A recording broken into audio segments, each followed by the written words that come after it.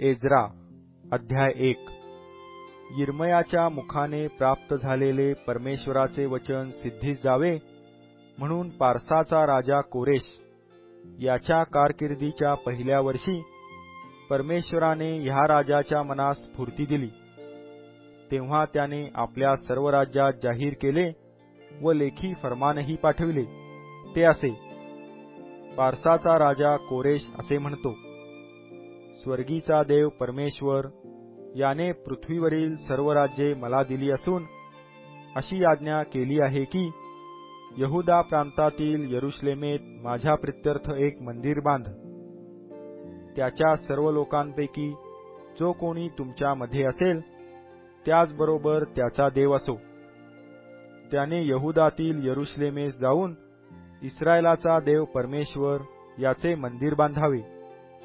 यरुशलेमेत जो आहे तोच देव होय.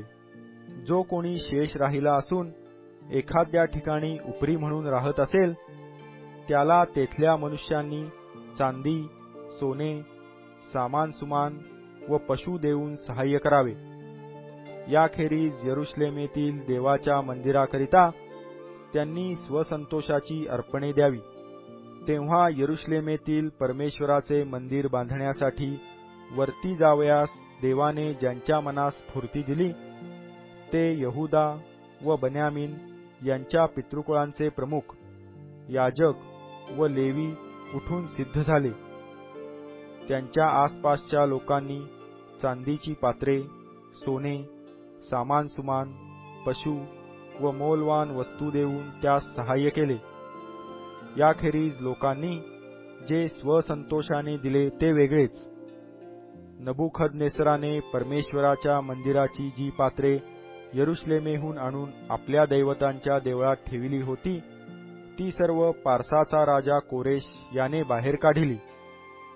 पारसाचा राजा कोरेश याने ती मिथ्रदाथ भांडारी याच्या हस्ते बाहेर काढून यहुदाचा सरदार शेशबस्सर यास मोजून दिली.